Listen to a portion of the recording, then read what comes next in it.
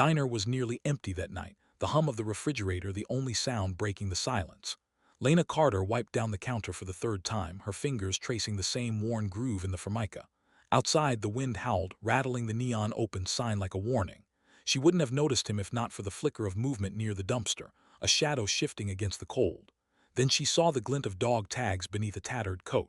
Her breath caught. Veteran, she thought. And in that moment, before she even made the decision that would cost her everything, something inside her cracked open. The bell above the door jingled as Frank Bellamy stepped out of his office, his sharp eyes missing nothing. Lena's pulse jumped. She knew the rules, no free meals, no exceptions. But the man outside, Danny, she'd learn later, wasn't just another face. He was someone's father, someone's brother, someone who'd once worn a uniform for strangers like her. Her hands moved before her brain could protest, assembling a plate of meatloaf and mashed potatoes, still warm from the dinner rush. She shoved it into a takeout bag, her fingers trembling. Just this once, she told herself, but fate has a way of turning once into always. The door creaked as she slipped into the alley, the bag clutched tight. Danny looked up, wary as a stray animal, and for a heartbeat they just stared at each other. Then his shoulders slumped in surrender to kindness. "Thank you, ma'am," he murmured, voice rough with disuse. Lena opened her mouth to reply, but the back door slammed open. Frank stood there, his face twisted in a fury that turned her blood to ice. "You're done," he spat. The word hung in the air like a guillotine's blade. And as the truth settled over her, jobless, broke, with rent due next week, Lena realized something wild and unshakable. She'd do it again anyway. The fluorescent lights buzzed overhead as Lena stood frozen, Frank's words still ringing in her ears. "You're done." The takeout bag in Danny's hands suddenly felt like evidence of a crime. Around them, the alley seemed to hold its breath, wind whistling through the narrow space, carrying the scent of grease and winter. Danny's fingers tightened around the bag, his knuckles whitening. "This is my fault," he said, voice low with shame. He thrust the meal back toward her, but Lena shook her head, stepping closer. "No," she said, firmer than she felt. "You didn't ask for this, I chose to give it." Frank's laugh was sharp, humorless. "And now you'll choose unemployment." He crossed his arms, his shadow stretching long and jagged across the pavement. Inside the diner, a few customers had turned to watch, their faces pressed to the glass like spectators at a car crash. Lena's cheeks burned, but she lifted her chin. "Since when is feeding a hungry person a fireable offense?" Frank's jaw clenched. "Since it's my food, my diner, my rules." He jabbed a finger toward the street. "Get your things and get out." Danny's shoulders hunched as if the words were physical blows. He looked at Lena, his eyes full of something she couldn't quite name, gratitude, guilt, grief. "I'm sorry," he muttered, backing away. She wanted to stop him, to say it wasn't his fault, but Frank was already hurting her inside, his grip tight on her elbow. The diner was silent as she grabbed her coat from the staff closet, her coworkers avoiding her gaze. Only Rosie, the elderly dishwasher, dared to slip a 20 into her pocket. "For the bus," she whispered. Lena squeezed her hand, throat too tight to speak. Outside, the cold hit her like a slap. Danny was gone, vanished into the maze of alleys. Lena stared at the empty street, the bag of food still clutched in her hand. Somewhere in the distance, a siren wailed. She took a shaky breath, her breath fogging in the air. What now? Rent was due in 9 days, but as she turned the corner, her phone buzzed, a news alert. Local waitress fired for feeding veteran. Her stomach dropped. Someone had filmed it. The video was already going viral. The glow of Lena's phone screen cut through the dark of her tiny apartment, casting jagged shadows as her thumb scrolled through endless comments. "Hero," one post declared. "Thief," spat another. She tossed the phone onto the couch, its clatter loud in the silence. Outside, a car horn blared, someone shouting about the news segment that had aired an hour earlier. She pulled her knees to her chest, the weight of the day pressing down like a physical thing. The diner's uniform, still smelling of grease and coffee, lay in a heap by the door. She couldn't bring herself to touch it. Danny was nowhere to be found. She'd driven past the alley twice, then the park, then the old train yard where veterans sometimes gathered. Nothing, just an empty bench and a crumpled food wrapper tumbling across the pavement. Guilt gnawed at her. Had she made things worse for him? The thought twisted in her gut.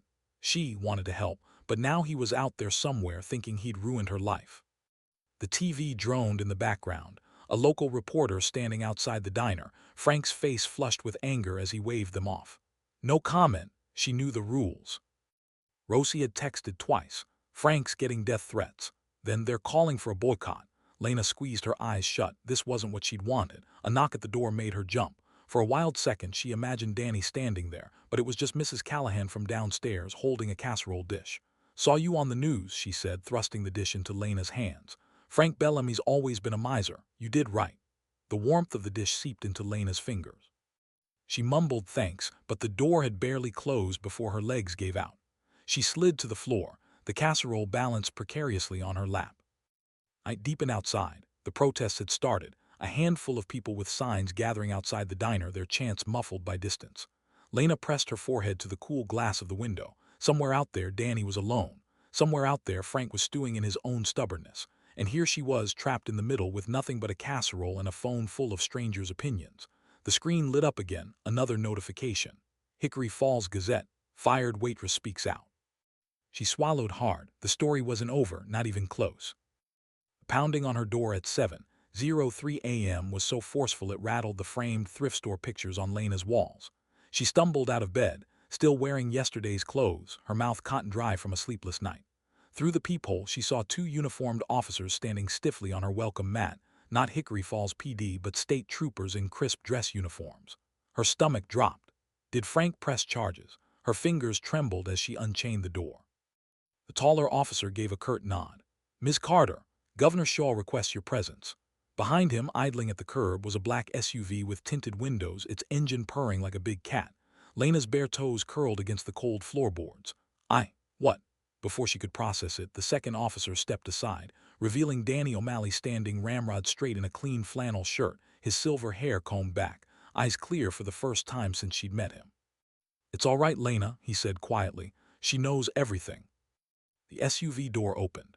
Governor Lena Shaw emerged in a navy pantsuit, her steel-gray hair catching the morning sun. Up close, she was shorter than Lena expected, but the way she carried herself made the whole apartment building seem to shrink. "Ms. Carter," the governor said, extending a hand. "I understand you've been taking care of one of our nation's forgotten heroes." Her grip was firm, her palm cool. "Sergeant O'Malley here saved my brother's platoon in Desert Storm. Carried 2 wounded men through enemy fire, while taking 3 bullets himself." Lena's gaze snapped to Danny, who was studying his shoes. The metals on Governor Shaw's lapel glinted as she continued. "When I saw the video of you being fired for showing basic human decency," her mouth tight. "Let's just say Frank Bellamy's about to learn what real consequences look like." She gestured toward the SUV.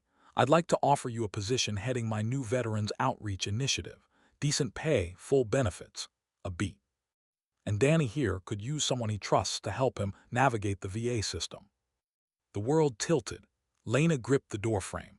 All she'd done was give a hungry man a meal. Now a governor was on her doorstep. Danny was standing taller than she'd ever seen him, and the future had cracked wide open. Somewhere in the distance, a news helicopter circled. The story wasn't just hers anymore. By noon, Main Street looked like a war zone. News vans with satellite dishes crowded the curb outside Bellamy's diner, their reporters doing live stand-ups in front of the closed sign Frank had hung that morning. A dozen protesters waved handmade signs. "Boycott BLM Weiss." And Lena was right. While counter-protesters shouted about entitlement culture from the parking lot. Lena watched it all unfold from the backseat of Governor Shaw's SUV, her fingers tracing the leather stitching as Danny sat stiffly beside her. "This is too much," she murmured. The governor had insisted on driving her to collect her final paycheck, but now the spectacle made her stomach churn.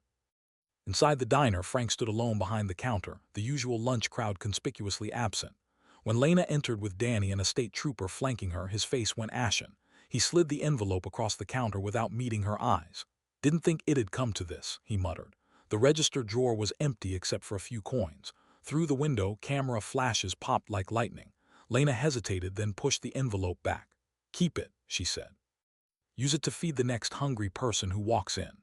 Frank's jaw worked silently as the bell over the door jingled, Governor Shaw entering with 2 aides.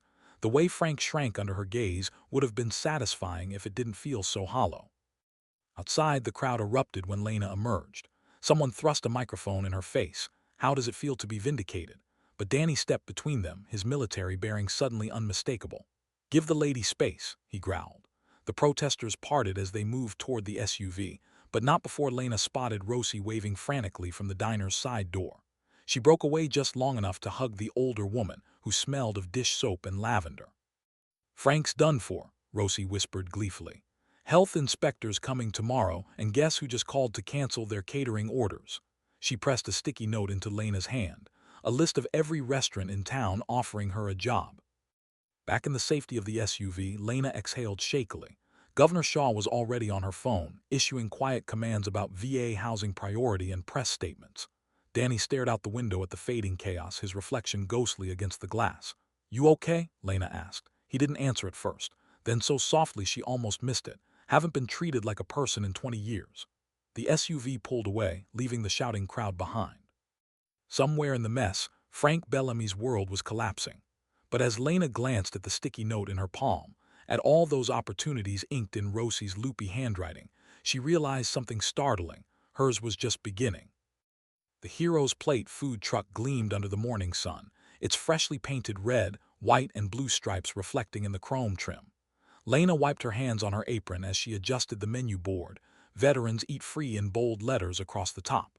Behind her, Danny manned the griddle, the sizzle of bacon filling the cramped space with a homey familiarity.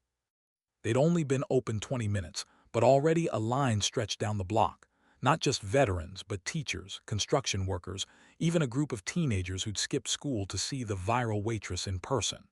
The air smelled of coffee and possibility. Across town, Bellamy's diner sat empty, its windows papered over with foreclosure notices. Lena tried not to think about it as she handed a breakfast burrito to a young Marine with haunted eyes. "First meal I haven't had to beg for since Kabul," he muttered, his fingers brushing hers. The gratitude in his voice lodged in her throat. She'd expected to feel triumphant, Frank's downfall, her sudden rise, but instead, all she felt was the weight of how much need existed in the world. Danny caught her eye over the steam table, nodding toward the end of the line where Governor Shaw stood in civilian clothes, holding 2 coffees.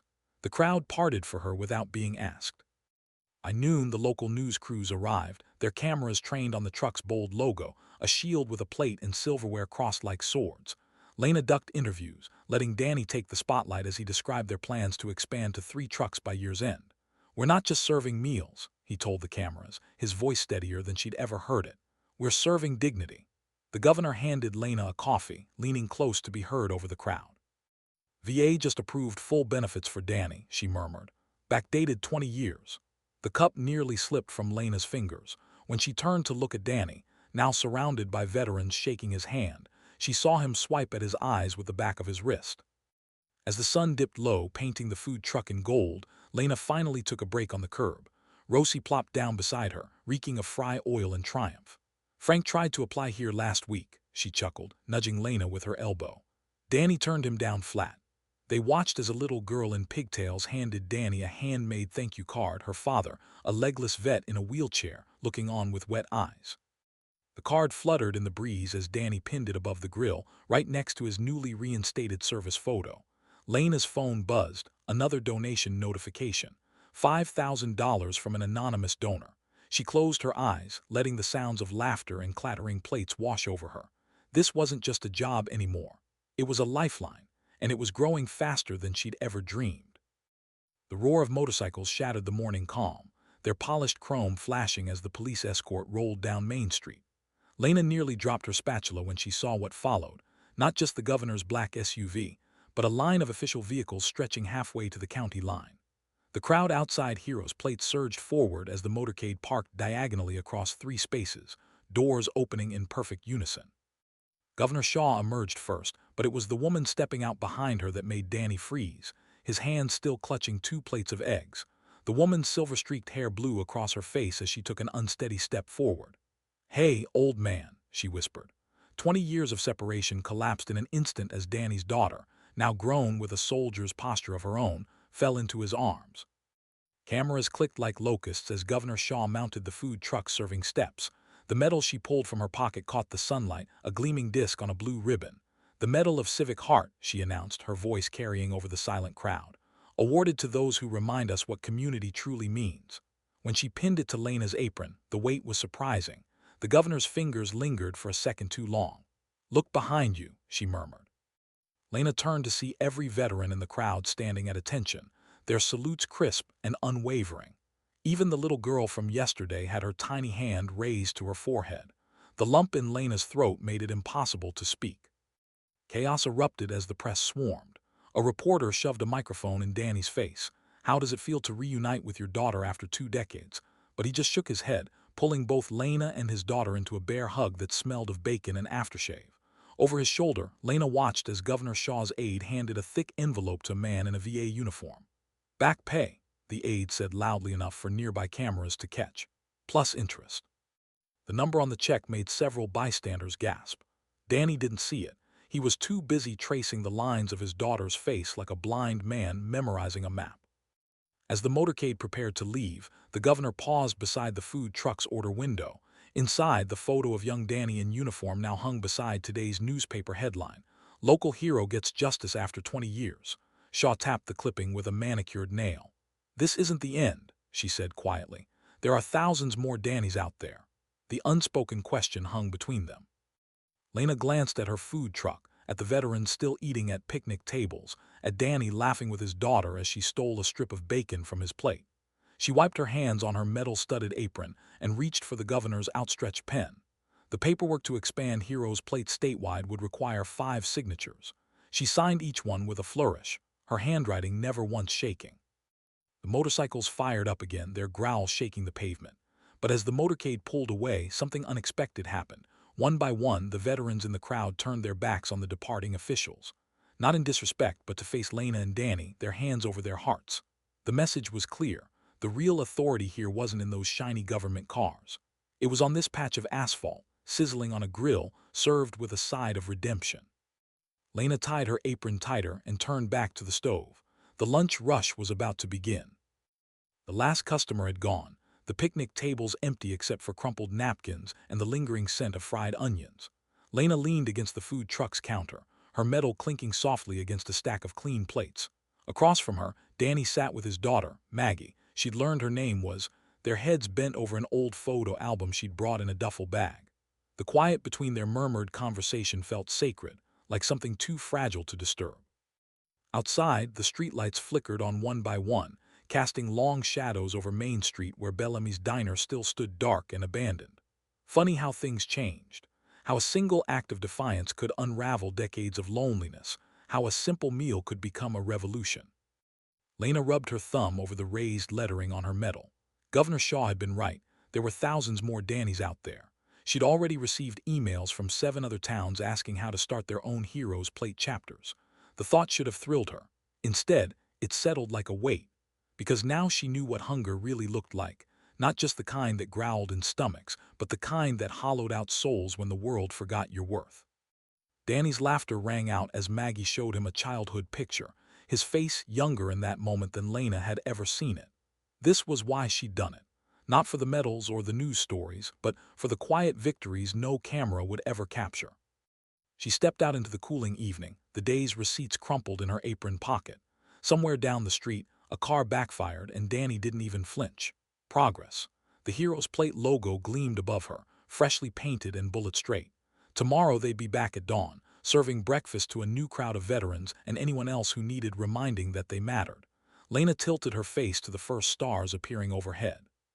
Some people prayed in moments like this. She mentally composed her next menu instead. Pancakes with bacon, smiley faces for the kids who came with their veteran parents. An extra-large section for diabetic-friendly options. Maybe. "Hey, boss."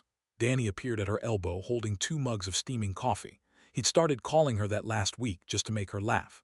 Maggie trailed behind him, her army insignia glinting at her collar. They stood together in comfortable silence, watching the town settle into night. No grand speeches, no cameras rolling. Just 3 people and the undeniable truth that sometimes, not always, but sometimes, the world surprised you by doing the right thing.